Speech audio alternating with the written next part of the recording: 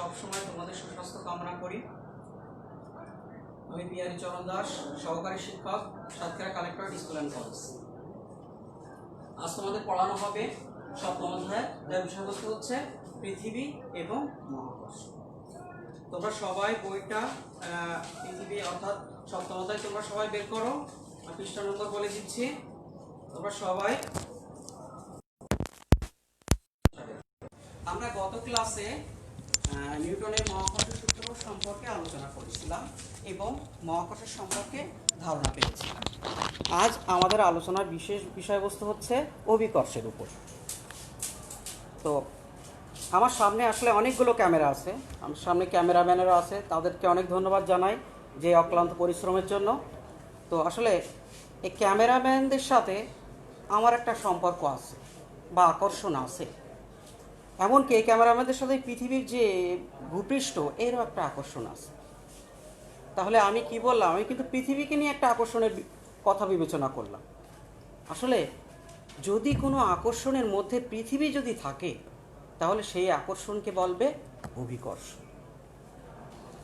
এখন আর আকর্ষণ যদি যে কোনো দুটি বস্তু হলে, যদি পৃথিবী হতেও পারে নাও হতে পারে, মহাকর্ষ। অর্থাৎ যে কোনো আকর্ষণকে কি বলে? এই মহাবিশ্বের যে কোনো বস্তুর আকর্ষণকে কি বলবে? আসলে মহাকর্ষ। কিন্তু আকর্ষণের মধ্যে যদি পৃথিবী থাকে বা পৃথিবীর কোনো বস্তু থাকে তাহলে সেটা হচ্ছে অভিকর্ষ। যেমন আমার হাতে তোমাদের বিজ্ঞান বই আছে, এই বিজ্ঞান বইয়ের সাথে আমার একটা আকর্ষণ আছে, তথা পৃথিবীরও আকর্ষণ আছে। একই পক্ষে এই বিজ্ঞান বইও কিন্তু পৃথিবীকে আকর্ষণ করছে। তাহলে আমাদের এই পৃথিবী হচ্ছে বিশাল বিশাল এবং পৃথিবী, এবং এই পৃথিবীর বিশালতার দরুন আসলে কি পৃথিবী সব কিছু আকর্ষণ করে তার নিজের কেন্দ্রের দিকে টানে বা নিজের দিকে টানে। আর এই জন্যে কোনো বস্তুকে কি উপর থেকে ছেড়ে দিলে কি হয়? তা নিচে এসে পড়ে। তাহলে আমরা অভিকর্ষ কি জানলাম? যে কোনো বস্তুর উপর পৃথিবীর আকর্ষণ বলে অভিকর্ষ, অর্থাৎ কোনো বস্তুর উপর পৃথিবীর আকর্ষণই হচ্ছে অভিকর্ষ। আচ্ছা, তাহলে আমরা অভিকর্ষ এবং মহাকর্ষ বলতে আমরা কি বোঝাই সেটা ক্লিয়ার হলাম। এখন আমরা ত্বরণ নিয়ে আলোচনা করব। তো ত্বরণ নিয়ে আলোচনা করার আগে আমাদের আরও কিছু ধারণা নিতে হবে, তাহলে ত্বরণটা আমাদের ক্লিয়ার হবে। তো ত্বরণ নিয়ে আলোচনা করতে হলে আমাদের বেগ আসতে হবে আগে। বেগ বলতে কি বোঝায় আসলে? তো তোমরা দূরত্ব বলতে বোঝো। দূরত্ব বলতে আসলে আমরা কত দূর যাই তাই। ধরো পোস্ট অফিস থেকে সাতক্ষীরা সরকারি বালিকা উচ্চ বিদ্যালয় পর্যন্ত দূরত্ব হচ্ছে 60 মিটার। 60 মিটার। কত মিটার? 60 মিটার।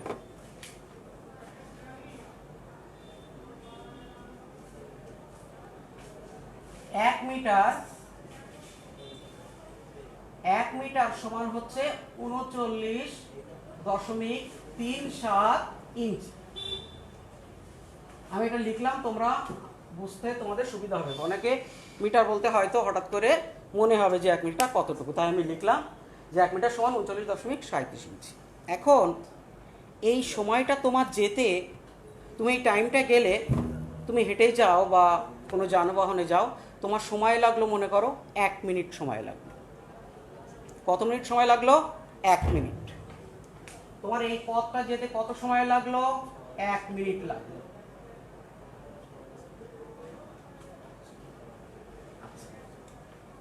তা আমরা জানি 1 মিনিট কত? 60 সেকেন্ড। 1 মিনিট কত? 60 সেকেন্ড।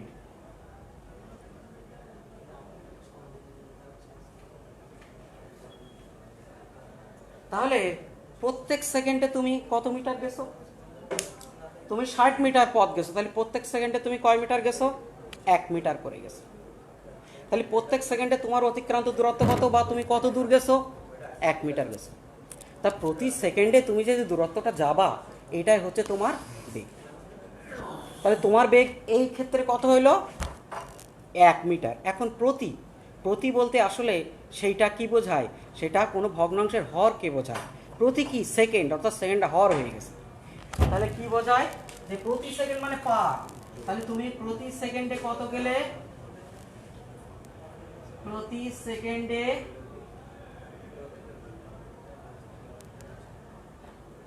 সেকেন্ডে তোমার অতিক্রান্ত দূরত্ব।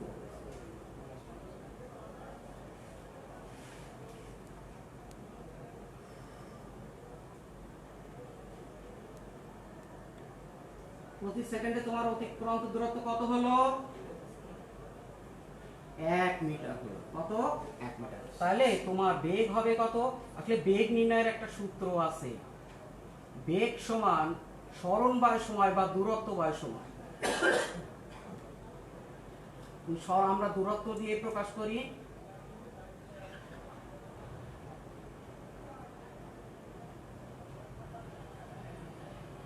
তাহলে তুমি কতটা দূরত্ব গেছো? তাহলে তোমার দূরত্ব তুমি কত গেছো প্রতি সেকেন্ডে? 1 মিটার। 1 মিটার। আচ্ছা, সময় কত লাগছে তোমার? 1 সেকেন্ড। তাহলে এইটাকে যদি আমি সূচকের নিয়মে তুলি, হিসাব করি, তাহলে কি হবে তোমার? 1 মিটার পার সেকেন্ড। অর্থাৎ তোমার বেগ কত? 1 মিটার পার সেকেন্ড। তাহলে আমরা বেগ বলতে আমরা বুঝতে পারলাম আসলে বেগ কি, যে কোনো বস্তু প্রতি সেকেন্ডে যে দূরত্ব অতিক্রম করে তাকে ওই বস্তুর বেগ বলে। তাহলে আমরা এখন বেগের থেকে এবার আমরা ত্বরণে আসব। আসলে ত্বরণটা কি জিনিস? তো আমরা সবাই মোটরসাইকেলে উঠেছি। এখন মোটরসাইকেলে যখন প্রথমে ধরো তুমি বা তোমার আব্বুর মোটরসাইকেলে উঠলে, ওঠার পরে দেখবা হঠাৎ করে কিন্তু আব্বু স্পিডটা বাড়ায় না। আব্বু কী করে? স্পিডটা আস্তে আস্তে বাড়ায়। তার মানে কি, প্রথমে আব্বু ধরো তোমার আব্বুর প্রথম সেকেন্ডে 10 কিলোমিটার পার সেকেন্ড, অর্থাৎ প্রথম সেকেন্ডে তুমি 10 কিলোমিটার গেছো। আমরা মিটার দিয়ে প্রকাশ করতে, প্রথম সেকেন্ডে তুমি 10 মিটার গেছো। তুমি দ্বিতীয় সেকেন্ডে গেছো 20 মিটার পার সেকেন্ড। তাহলে তোমার কি বেগটা বাড়তেছে না? কত বাড়তেছে? 10 করে বাড়তেছে। 10-এর জায়গায় 20 করেও বাড়তে পারে, আবার কমতেও পারে। তাহলে এই যে বেগটা বৃদ্ধি হচ্ছে, এই বেগ বৃদ্ধির হারই হচ্ছে ত্বরণ। এখন এরকম যেতে যেতে যখন ধরো 3 নম্বর পর্যায়ে আমাদের 40 কিলোমিটার পার আওয়ার, এটা ঘন্টায়ও হতে পারে। তাহলে 1 ঘন্টায় কত? 40 কিলোমিটার বেগে যাচ্ছে তোমার আব্বুর গাড়ি। মোটরসাইকেলের সামনে যে স্পিডোমিটার আছে, তুমি ওখানে দেখলেই তুমি রিডিংটা পেয়ে যাবে। তুমি এটা পিছনে বসে দেখতেই পারো। তা 40 কিলোমিটার পার আওয়ার এই বেগে আব্বু চালাচ্ছে। এই বেগে কিছুক্ষণ চালাচ্ছে। ওই কিছুক্ষণ অর্থাৎ মনে করো যে 5 মিনিট ধরে চালাচ্ছে, ওই সময় কিন্তু কোনো বেগ বৃদ্ধি হচ্ছে না। তার মানে ওই সময় কোনো ত্বরণ হবে না। অর্থাৎ কি, যতক্ষণ বেগ বৃদ্ধি পেতে থাকবে ততক্ষণ ত্বরণ হবে, আর যতক্ষণ বেগ বৃদ্ধি পাবে না ততক্ষণ কিন্তু ত্বরণ শূন্য, অর্থাৎ হবে না। সুতরাং বলা যায় ত্বরণ কাকে বলে? বেগ বৃদ্ধির হারকে ত্বরণ বলে। এখন আমরা আলোচনা করব যে অভিকর্ষ ত্বরণ। আসলে অভিকর্ষের প্রভাবে যদি কোনো বস্তুর বেগ বৃদ্ধি পায়, সেটা হচ্ছে অভিকর্ষ ত্বরণ। তাহলে আমরা ত্বরণ বলতে কি বোঝাচ্ছি? বেগ বৃদ্ধির হারকে ত্বরণ বলে, আর অভিকর্ষের প্রভাবে বেগ বৃদ্ধির হারকে কি বলে? অভিকর্ষ ত্বরণ বলে। যেমন আমি এই কলমটাকে এতটুকু দূরত্ব থেকে ফেললাম, এটার একটা বেগ আছে। আমি যদি আর একটু দূরত্ব বেশি করে ফেলি, এর বেগটা কিন্তু আরও বাড়বে। আমি যদি আরও দূরত্ব থেকে ফেলি, তাহলে কি এর বেগ আরও বাড়বে। তাহলে কি হবে? আমরা একটা বস্তুকে যত উঁচু থেকে ফেলবো তার কিন্তু বেগ তত বৃদ্ধি পাবে। এটা কত বৃদ্ধি পাবে জানো? 9.81 হারে বৃদ্ধি পায়। অর্থাৎ প্রতি সেকেন্ডে 9.81 মিটার বৃদ্ধি পায় বেগ, মিটার পার সেকেন্ড বৃদ্ধি পায়। তো এখন আমরা জানবো ত্বরণের একক কি। এটা আমাদের খুবই একটা গুরুত্বপূর্ণ ব্যাপার। ত্বরণের একক হচ্ছে,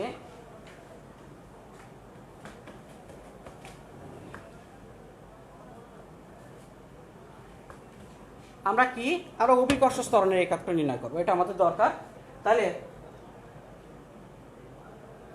প্রতি সেকেন্ডে, আসলে এটা বোঝার জন্য আমাকে বুঝতে হবে যে বেগটা আলোচনা করতে হবে। বেগের একক কী হচ্ছে? ms ইনভার্স 1, অর্থাৎ ms⁻⁻1। প্রতি সেকেন্ডে কোনো বস্তুর বেগ বৃদ্ধির হার কি? তাহলে প্রতি সেকেন্ড, অর্থাৎ এখানে এটা তো আছে, এটা হলো বেগ। এটা কি? এটাকে আমরা পুরোটা বেগ ধরে নিলাম, এটা কি বেগ। তাহলে আমি কি বলছি? প্রতি সেকেন্ডে বেগ বৃদ্ধি। আমরা এখানে একটু লিখি, প্রতি সেকেন্ডে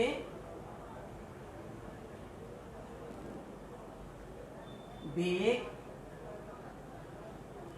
বৃদ্ধি। তাহলে প্রতি সেকেন্ডে বেগ বৃদ্ধি কি বলে? বৃদ্ধির যে হার সেইটাই হচ্ছে ত্বরণ। তাহলে এখানে দেখো আর একটা প্রতি সেকেন্ড, অর্থাৎ আর একটা সেকেন্ড এসে গেছে। তাহলে প্রতি সেকেন্ড মানে কি? সেটা নিশ্চয়ই কি? প্রতি সেকেন্ড মানে কি? সেটা নিশ্চয়ই নিচে যাবে। তাহলে কি আর একটা প্রতি সেকেন্ড আসলো, তাহলে কি হবে? যে এম এস, আমাদের বেগ কি? বেগের একক কি? ms inverse 1। প্রতি সেকেন্ডের জন্য আর একটা এস নিচে আসবে। তাহলে এইটা যদি আমরা সূচকে নিয়ে কি হবে?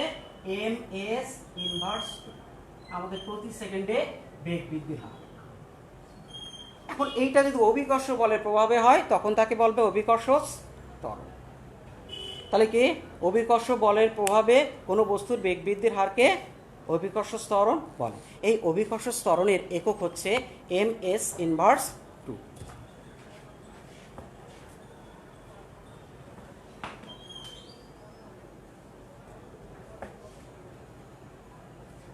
এখন অভিকর্ষ ত্বরণকে স্মল লেটার g দিয়ে প্রকাশ করা হয়।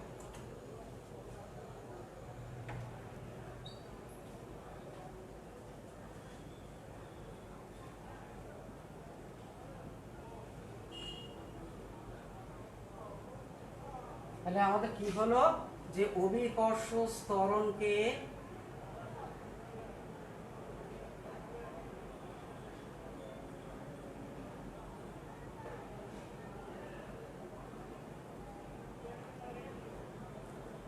অভিকর্ষ ত্বরণকে g দিয়ে প্রকাশ করা হয়। এখন আমাদের গাণিতিক সমস্যাবলীর ক্ষেত্রে তো অভিকর্ষ ত্বরণ নির্ণয়ের প্রশ্ন এসেই যায়।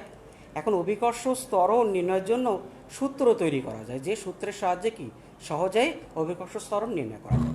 আমরা তেমনি একটা সূত্র নির্ণয় করব, আসলে কিভাবে অভিকর্ষ ত্বরণের আসলে নির্ণয়ের জন্য সূত্র তৈরি করা যায়।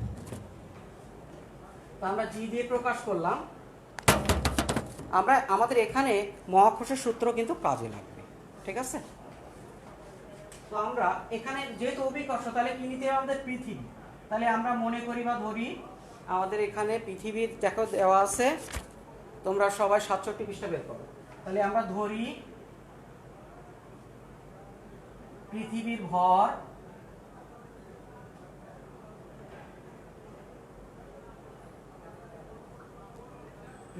ভর কি? m। সাধারণত বস্তুর ভরকে আমরা ছোট হাতের m দিয়ে প্রকাশ করি, কিন্তু পৃথিবীর ক্ষেত্রে আমরা বড় হাতের m দিয়ে প্রকাশ করি। আচ্ছা, পৃথিবীর ভর m। আচ্ছা, এখন পৃথিবীতে বা পৃথিবীর নিকটবর্তী কোনো জায়গায়, উঁচু জায়গায় হতে পারে, আচ্ছা পাশেও হতে পারে। এখন পৃথিবী থেকে নিকটবর্তী কোনো বস্তুর ভর, যে কোনো একটা বস্তু আমরা নিতে পারি। বস্তুর ভর, পৃথিবীতে যে কোনো একটা বস্তুর ভর আমরা নিতে পারি ছোট হাতের। আমি আগে বলছিলাম যে বস্তু হলে কি ছোট হাতের নিতে পারি। এখন এই পৃথিবী এবং বস্তুর একটা মধ্যবর্তী দূরত্ব আছে। আমরা এখানে পাশে একটা চিত্র দিই, আমরা এই পাশে চিত্রটা দিয়ে ফেলি। মনে করো এটা হচ্ছে আমাদের কি পৃথিবী, আর এই পৃথিবী থেকে এটা মনে করো একটা বস্তু, এটা হচ্ছে আমাদের পৃথিবী, আর এটা হচ্ছে কি পৃথিবীর নিকটবর্তী কোনো বস্তু।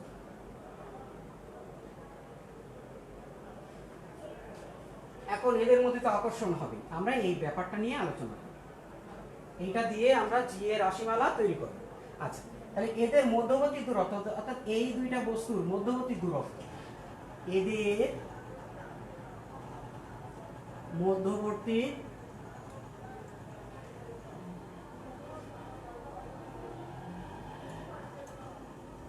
দূরত্ব আমরা কি নিচ্ছি, ডি নিচ্ছি। আচ্ছা, তাহলে এদের মধ্যবর্তী দূরত্ব যদি এই হয়, আমরা মহাকর্ষ একটা সূত্র পেয়েছিলাম, যে নিউটনের মহাকর্ষে একটা সূত্র পেয়েছিলাম। সূত্রটা কেমন ছিল, যে এফ, আসলে এফটাকে আকর্ষণ বলে, এফ সমান জি m1 m2 বাই ডি। তাহলে অতএব তাহলে কি নিউটনের মহাকর্ষ সূত্র অনুসারে তাহলে কি হবে, মহাকর্ষ সূত্র অনুসারে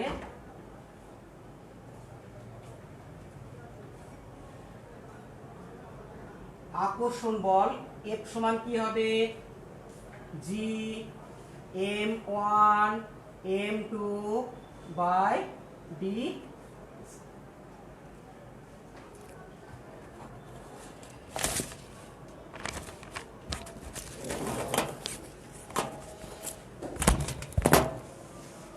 এখন দেখো, আমরা জি তো ধ্রুব, আমরা জানি আগে থেকে জি করতে, জি আমাদের m1টাকে আমরা পৃথিবী ধরে নিচ্ছি, m1টাকে আমরা কি ধরে নিচ্ছি, পৃথিবী। তাহলে m1 যেহেতু ভর, তাহলে পৃথিবীর ভর আমরা লিখলাম। আর m2টা কি, আমরা বস্তুর ভর, তাহলে বস্তুর ভর আমরা কি ধরেছিলাম, ছোট হাতের m। আর নিচে আমরা কি লিখবো, ডি স্কয়ার লিখবো। আমরা এটা মহাকর্ষ সূত্র অনুসারে পেয়ে গেলাম, এটা এফ এর একটা মান পেয়ে গেলাম। এখন আমাদের এই জি নির্ণয় করার জন্য আমাদের আর একটা মান লাগবে, সেটা আমরা বলের পরিমাপ থেকে জানতে পারি। এখন বলের একটা ব্যাপার আছে, বল নির্ণয়ের একটা সূত্র আছে, সূত্রটা হচ্ছে বল সমান ভর গুণ ত্বরণ। একটা ব্যাপার দেখো, আমার হাতে একটা ডাস্টার আছে, আমি এটাকে সরানোর জন্য একটা ত্বরণ প্রয়োগ করলাম, এবং এর একটা ভরও আছে। যদি এর ভরটা, এবার দেখো এর ভরটা বেড়ে গেছে, তাহলে এবার যদি আমি একে সরাতে চাই, তাহলে কিন্তু কি আমাদের ত্বরণও বাড়াতে হবে। তো আসলে এই যে বল এবং ত্বরণ সম্পর্কিত একটা সম্পর্ক, এইটা একটা সূত্রের মাধ্যমে প্রকাশ করা যায়, কি, যে বল সমান ভর গুণ ত্বরণ। আমরা এটা লিখে ফেলব।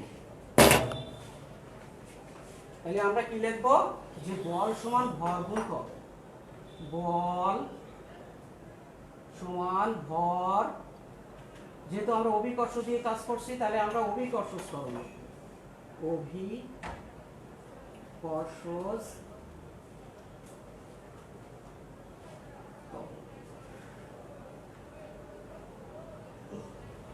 তাহলে কি হবে, আমাদের বল এফ, ভর কি এম, আর অভিকর্ষ ত্বরণ কি হবে, এম। এখন দেখো, আমি এইখানে একটা সমীকরণ পেয়েছি, এটাকে আমরা এক দিই, আর এটা এখানে একটা সমীকরণ পেয়েছি, এখন দেখো এটাও এফ এর মান, এটাও এফ এর মান, এটাও কি, এটাও এফ এর মান, এটাও এফ এর মান। তাই লেখা যায় এইটা সমান এইটা, অর্থাৎ এইটা সমান এইটা আমরা লিখব। যেহেতু দুইটা এফ, তাহলে এইটা সমান আমরা এটা লিখব।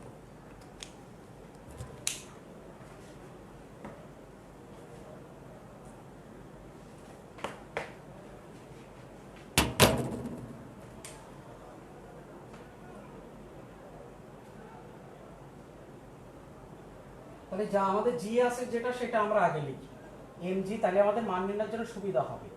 mg সমান এর পাশে কি আছে, G M M by D square. আমরা একটু আর গুণন করি, তাহলে কি হবে, আমরা এই পাশে দেখো, আমরা যদি উভয় পক্ষকে এম দিয়ে ভাগ করি, তাহলে কি হয়, এই এমটা কেটে যায়। তাহলে কি থাকে, জি সমান, আমাদের আর গুণের প্রয়োজন নেই, তাহলে জি সমান কি, জি এম বাই ডি। এখন তোমাদের বইতে দেখো একটা কথা আছে, আমি কিন্তু জি নির্ণয় রাশিমালা তৈরি করে ফেলছি। আমি এখান থেকে যদি জি এর মান, এম এর মান এবং ডি এর মানটা বসাই, তাহলে কিন্তু অভিকর্ষ ত্বরণের মানটা আমরা নির্ণয় করতে পারি। আচ্ছা, এখন তোমাদের বইতে দেখো সূত্রের নিচে একটা কথা আছে, যে আমরা আরেকটু বলে নিই।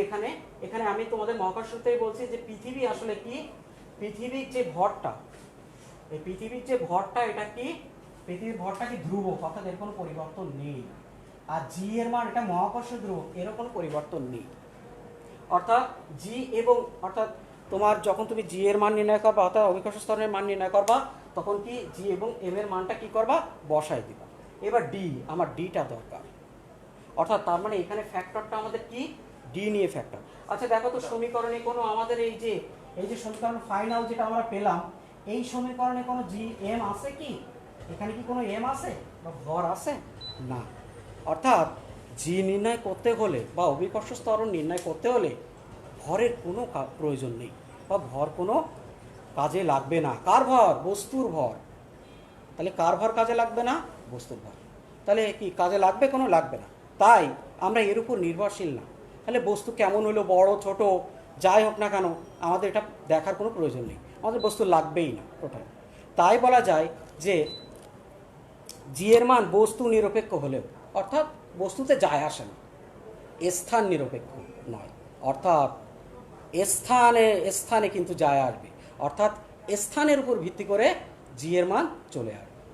আমরা স্থানের উপর ভিত্তি করে কীভাবে জি এর মান বিভিন্ন হয় সেটা পরবর্তীতে আমরা আলোচনা করব। তো দেখো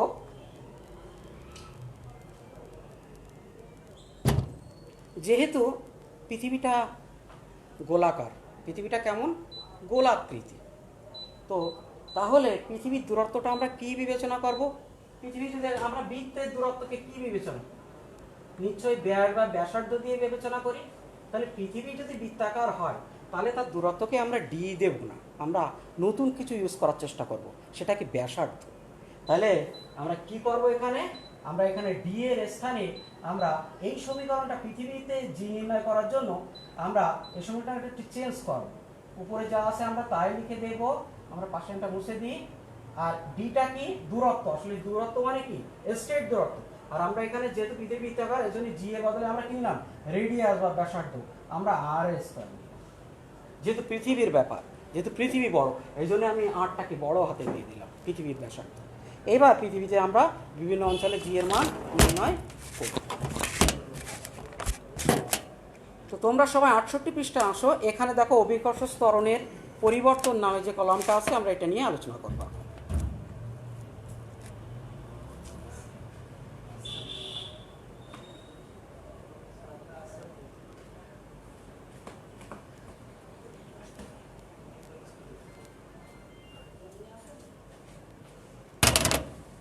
তো আমরা দেখো আগে আমরা জানি যে পৃথিবী কি একটা কমলা লেবুর মতো, তাই তো, অত পৃথিবী দুই পাশটা কি চাপা। তা আমি আমার সুবিধার জন্য, অর্থাৎ তোমরা যাতে বুঝতে পারো, আমি পৃথিবীটাকে আরও একটু চেপে আঁকতেছি, পৃথিবীটাকে আরও একটু চেপে আঁকতেছি। এটা আমাদের পৃথিবী, এটা হলো পৃথিবীর উত্তর দিক। আসলে আমরা অঙ্কনের ক্ষেত্রে উত্তরটা উপরে হয়, আর এটা হলো দক্ষিণ। আমরা এই পাশে দেব পূর্ব, আর এটা হলো পশ্চিম। আমরা জানি পৃথিবী স্থির নয়, পৃথিবী প্রতিনিয়ত কি পশ্চিম থেকে পূর্ব দিকে ঘন্টায় 1500 কিলোমিটারের বেশি বেগে ঘুরছে। এখন আমরা যদি কোনো বস্তুকে, গোলাকার বস্তুকে আসলে ঘোরাতে থাকি একটা সাইড দিয়ে, তাহলে অটোমেটিক্যালি আর দুইটা সাইড কি একটু চ্যাপ্টা হয়ে যায়। আসলে এই জন্যই কিন্তু পৃথিবীর গঠনটা এমন। এখন এই উত্তর দক্ষিণ বরাবর পৃথিবীর উপর দিয়ে যদি একটা রেখা কল্পনা করি, আমি এটা উত্তর দক্ষিণ বরাবর একটা রেখা আমি কল্পনা করলাম, তো এই রেখাটা আসলে মানে পৃথিবীর ভূপৃষ্ঠ দিয়ে নয়, কিন্তু এটা পৃথিবীর মধ্য দিয়ে, অর্থাৎ পৃথিবীর প্রেজের মধ্য দিয়ে, আমি আরেকটু বোঝাইলাম। এখন এই রেখাটাকে বলে অক্ষরেখা।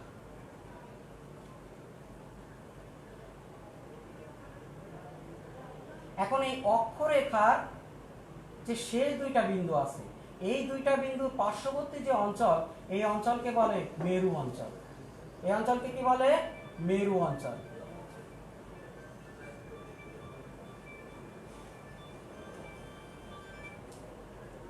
আচ্ছা, এই পৃথিবীর আসলে পূর্ব পশ্চিম বরাবর একটা রেখা কল্পনা করা হয়, পূর্ব পশ্চিম বরাবর একটা রেখা কল্পনা করা হয়, যেটাকে বলে বিষুব রেখা। বিষুব রেখা।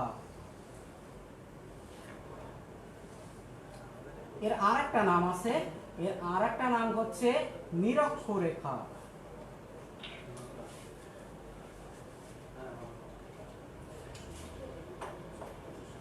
তো পৃথিবীর আসলে পূর্ব থেকে পশ্চিমে যে রেখাটা কল্পনা করা হয় সেটা কি বিষুব রেখা বা নিরক্ষরেখা। তো আসলে এই নিরক্ষরেখার অঞ্চলটাই হচ্ছে বিষুবীয় অঞ্চল। ঠিক আছে, তাহলে আমরা মেরু অঞ্চল বুঝতে পারছি, আমরা বিষুবীয় অঞ্চলও বুঝতে পারছি। আর ক্রান্তীয় অঞ্চল বলতে আসলে বোঝায়, ক্রান্তীয় মানে গ্রীষ্মমণ্ডলীয় অঞ্চল, যেখানে মোটামুটি গড়ে গরম থাকে। সেখানে বর্ষাও একটা ক্রান্তীয় অঞ্চল দুইটা ভাগে ভাগ হতে পারে, একটা হচ্ছে আর্দ্র অবস্থা এবং শুষ্ক অবস্থা। সাধারণত ক্রান্তীয় অঞ্চলে এই অঞ্চলটাতে তাপমাত্রা 18°C বেশি থাকে। ক্রান্তীয় অঞ্চলকে আমরা সহজে চেনার জন্য 18°C বেশি তাপমাত্রা যেখানে গড় তাপমাত্রা থাকে যেসব অঞ্চলে, সেটা হচ্ছে ক্রান্তীয় অঞ্চল। তো ক্রান্তীয় অঞ্চলে আসলে এই বিষুবরেখার সাথে 23.5 কোণ করে একটা রেখা চলে গেছে পূর্ব পশ্চিম বরাবর মোটামুটি। এই রেখাটাকে বলে কর্কট ক্রান্তি রেখা। তো এই কর্কট ক্রান্তি রেখা, মজার ব্যাপার হলো এটা আমাদের বাংলাদেশের উপর দিয়ে গেছে। আরও একটু বললে ভালো হয় যে এটা বাংলাদেশের ঢাকার উপর দিয়ে গেছে কিন্তু। ওকে, তাহলে আমরা ক্রান্তীয় অঞ্চল বুঝতে পারছি। এবার আমরা বিভিন্ন অঞ্চলে কি করব, আমরা জি এর মানটা নির্ণয় করব। এখন ব্যাপার হলো জি এর মান আমরা মহাকর্ষ সূত্র থেকে জেনেছিলাম যে কি, যে দূরত্ব যত বাড়বে আকর্ষণ বল তত কমবে। তো এই দূরত্বের সাথে আবার জি এর মানের একটা সম্পর্ক আছে। অর্থাৎ দূরত্ব বলতে কি পৃথিবীর ক্ষেত্রে ব্যাসার্ধ, এই ব্যাসার্ধ আবার অভিকর্ষ স্তরণের ব্যস্তানুপাতিক। তোমাদের আগেই পড়ানো হয়েছে ব্যস্তানুপাতিক ব্যাপারটা কি। অর্থাৎ ব্যস্তানুপাতিক বলতে কি একটা বাড়লে অপরটা কমবে, একটা কমলে অপরটা বাড়বে। তাহলে কে কার ব্যস্তানুপাতিক? আসলে এই অভিকর্ষ স্তরণ অর্থাৎ জিটা কার ব্যস্তানুপাতিক? জিটা ব্যস্তানুপাতিক হলো ব্যাসার্ধে। অর্থাৎ ব্যাসার্ধ বাড়লে জি কমবে এবং ব্যাসার্ধ কমলে জি বাড়বে। এটা হচ্ছে ব্যস্তানুপাতিকের ব্যাখ্যা। এখন মেরু অঞ্চল, আমরা চিত্রটাকে আবার একটু লিখি।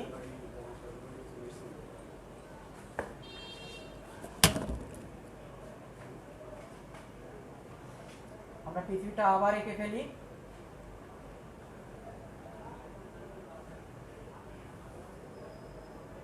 এটা কি পৃথিবীর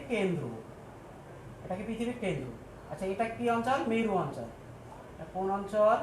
এটা মেরু, এটা উত্তর মেরু, এটা কি দক্ষিণ মেরু। আচ্ছা, এবার এটা কোন অঞ্চল? এটা হচ্ছে বিষুব অঞ্চল। ওকে, এখন দেখো আমরা এটা আর একটু চ্যাপ্টা করে দিই, তাহলে তোমাদের আরো একটু বুঝতে সুবিধা হবে।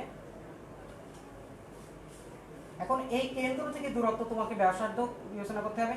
দেখো এই একটা ব্যাসার্ধ, অর্থাৎ মেরু অঞ্চলের কেন্দ্র থেকে, পৃথিবীর কেন্দ্র থেকে মেরু অঞ্চলের যে ব্যাসার্ধটা, আর এখান থেকে এই বিষুবীয় অঞ্চলের যে ব্যাসার্ধটা, বলো তো কোনটা বড়? এইটা নিশ্চয়ই বড়, আর এটা কি ছোট। আমি আগেই বলেছিলাম যে আসলে অভিকর্ষ স্তরণটা কি ব্যাসার্ধের ব্যস্তানুপাতিক। তো ছোট, যদি ব্যাসার্ধ ছোট হয় তাহলে কি হবে? অভিকর্ষ স্তরণের মানটা বাড়বে। আর যদি ব্যাসার্ধ যদি বড় হয় তাহলে কি হবে? অভিকর্ষ ত্বরণের মানটা কমবে। তো এই মেরু অঞ্চলে অভিকর্ষ স্তরণের মান নির্ণয় করা হয়েছে। তোমরা গাণিতিকভাবে করতে পারো যে 9.83, এটা কি 9.83 মিটার পার সেকেন্ড স্কয়ার।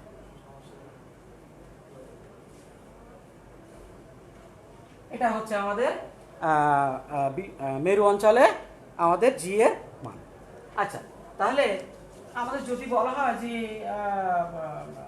বিষুব অঞ্চলে জি এর মান কত হবে, তাহলে ওর থেকে কি কমবে না বাড়বে? নিশ্চয়ই কমবে, কারণ এখানে কি রেডিয়াস বা ব্যাসার্ধটা অনেক বড়। তাহলে আমরা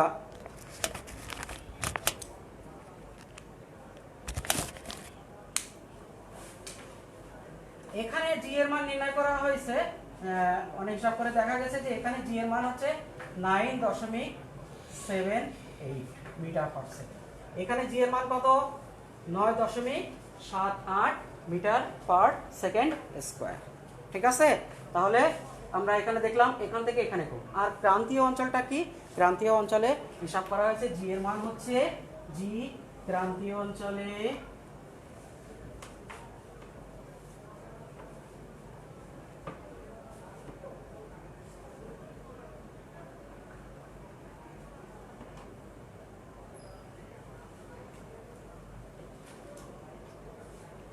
আসলে ক্রান্তীয় অঞ্চলে জি এর মান হচ্ছে 9.79 মিটার পার সেকেন্ড স্কয়ার। তোমরা এটা এভাবে লিখতে পারো 9.79 এম এস ইনভার্স 2। তো আমরা তাহলে এখানে আমরা জি এর মানটা নির্ণয় করলাম। আরেকটা কথা একটু বলে দিই, আমরা এই পার্টটা শেষ করব আমাদের 2 এবং 3 পার্ট, যে অভিকর্ষের বলের প্রভাবে আমরা আগেই জেনেছি যে অভিকর্ষ ত্বরণ বস্তুর ভরের উপর নির্ভর করে না। তাহলে আমি দুইটা বস্তু নিচ্ছি, এখানে এটার ভর বেশি এটার ভর কম, আমি ধরে নিলাম এটার ভর বেশি এটার ভর কম। তাহলে যেহেতু বস্তু এই দুইটাই বস্তু আসলে এর ভরের উপর নির্ভর করবে না, তাহলে এই দুইটা বস্তুকে যদি আমি নিচে ফেলে দিই তাহলে দেখা যায় একটা বস্তু আগে পড়বে একটা বস্তু পরে পড়বে। কেন? আসলে না, তাহলে ভিতরে কোনো বাধা আছে নিশ্চয়ই, কারণ আমরা জানি অভিকর্ষ ত্বরণ আসলে বস্তুর ভরের উপর নির্ভর করে না। সুতরাং ভর বেশি হোক বা কম হোক এটা কোনো ব্যাপার না, একসাথেই তো পড়ার কথা। তাহলে একসাথে পড়লো না, কারণটা হচ্ছে যে এদের বাধা দিচ্ছে কেউ না কেউ। আসলে বাধা দেওয়ার একজন আছে আমাদের চারিপাশে, সেটা কি? বাতাস। আসলে বাধা দেওয়ার কারণেই একটা আগে পড়ে এবং আরেকটা পরে পড়ে। তো প্রিয় শিক্ষার্থীরা, আমরা আজকের পাঠ শেষ করব। তোমাদের বাসার কাজ হচ্ছে তোমরা অভিকর্ষ ত্বরণের যে রাশিমালাটা আমরা নির্ণয় করছি তোমরা এটা খাতায় লিখে ফেলবে, এবং মহাকর্ষ এবং অভিকর্ষ সম্পর্কে তোমরা বইটা ভালো করে পড়ে ফেলবে এবং এর পার্থক্য লিখে ফেলবে। আমরা পরবর্তী দিন ভর ওজন এবং ভর ওজনের সম্পর্ক নিয়ে আলোচনা করব। তো সুপ্রিয় শিক্ষার্থীরা, আমরা তোমাদের সুস্বাস্থ্য কামনা করে আজকে ক্লাস শেষ করছি। সবাই ভালো থাকবে, ধন্যবাদ।